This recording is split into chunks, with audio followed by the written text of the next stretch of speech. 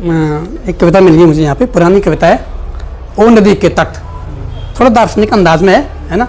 और जीवन के अंतिम समय और जीवन से जब प्रयाण करती है आत्मा उसके बाद की। और तब हमारे पड़ोस में एक ताऊ जी थे, उनका मेरे प्रति अहेतुक स्नेह था, है ना। तो फिर उनका अवसान हुआ तो उनकी शव यात्रा थी और मैं खेतों में गाय के साथ था, तो दूर वो घाट मैंने देखा, नदी का तट देखा। तो फिर मैं उससे बात करने लगा। तो क्या मैंने उससे संवाद किया, कविता का नाम है ओ नदी के तट, है ना। ओ नदी के तट तुम्हारा एक अपना आ रहा है तुमसे मिलने। ओ नदी के तट तुम्हारा एक अपना आ रहा है तुमसे मिलने, मगर इस बार पीने को तुम्हारा जल बढ़ाएगा ना अपने हाथ, न खोलेगा वो मुख अपना, बिना बोले किसी से कुछ वह अपने पंचभूतों को तुझे अर्पित करेगा। बिना बोले किसी से कुछ वो अपने पंचभूतों को तुझे अर्पित करेगा। ओ नदी के तट वही जिसने कई शुभ अवसरों पर तुझको पूजा भी, वही जिसने कई शुभ अवसरों पर तुझको पूजा भी, तेरा जल अपने प्यासे देवताओं को पिलाया भी, अपने पुरखों को तेरे जल से तराया भी, वही जो फिर न आएगा दोबारा तुझसे मिलने को, इसी अंतिम मिलन पर समर्पित तुझको निज सर्वस्व करने, वही अपना तुम्हारा तुमसे मिलने आ रहा है, वही अपना तुम्हारा तुमसे मिलने आ रहा है। ओ नदी के तट तेरा जो तुझसे मिलने आ रहा है, तुझे सर्वस्व अपना दे के जाएगा, वो हमारा भी था, हमको भी बहुत कुछ दे गया, भरी पूरी ये दुनिया और तरकीबें बहुत सारी, मधुर स्मृतियाँ और अपनत्व के आंसू, मधुर स्मृतियाँ और अपनत्व के आंसू।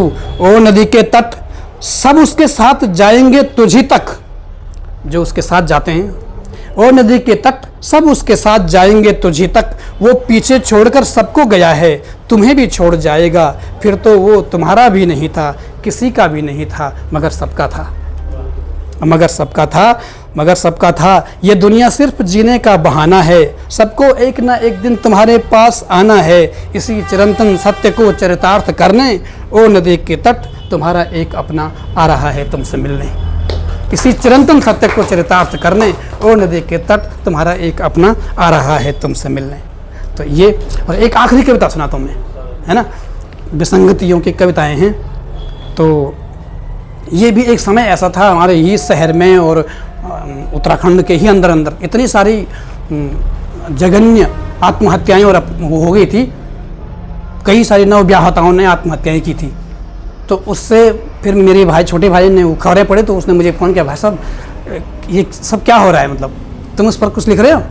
तो फिर मैंने उसके कहने से फिर मैंने कविता लिखी। ये सुनना कविता कि इसमें कुछ नाम भी आएंगे, बल्कि उस समय जिन लड़कियों ने आत्महत्याएं की थी उनका नाम आएगा कविता में, है ना। ये कैसा जुल्म है हैवानियत का, ये कैसा जुल्म है हैवानियत का, ये कैसी बेबसी है जिसकी भेंट चढ़ती है न जाने कितनी सरिताएं, न जाने कितनी सुमने और न जाने कितनी ही कुसुमें।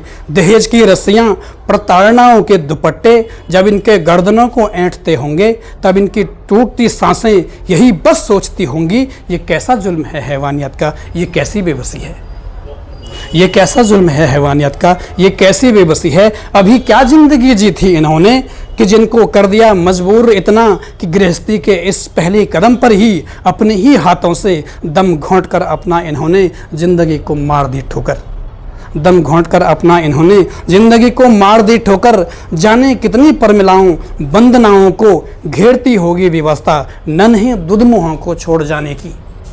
जाने कितनी परमिलाओं बंदनाओं को घेरती होगी व्यवस्था, नन्हे दुधमुहों को छेड़ जाने की। ये सब बेचैन रूहें यही हम सबसे कहती हैं कि सब, यही बेचैन रूहें यही हम सबसे कहती हैं कि जब हैवानियत और बेबसी के क्रूर फंदे हमारी गर्दनों में पड़ रहे थे, न कुछ तुमसे हुआ तब, न कुछ हमसे हुआ तब, न तुमसे हो रहा कुछ, ये कैसा जुल्म है हैवानियत का, ये कैसी बेबसी है। और कविता की अंतिम पंक्तियाँ, ये जो हैवानियत है कहीं इंसान के अंदर ही रहती है, ये जो हैवानियत है कहीं इंसान के अंदर ही रहती है, कोई उत्कट लोभ बनकर या बनकर धन का लालच, या कोई स्वार्थ दावानल, या कोई अभाव जनित ईर्ष्या जो करती है विवश नवब्याहताओं को रस्सी से लटक कर झूलने पर, किसी शिक्षक को भी निज स्त्री का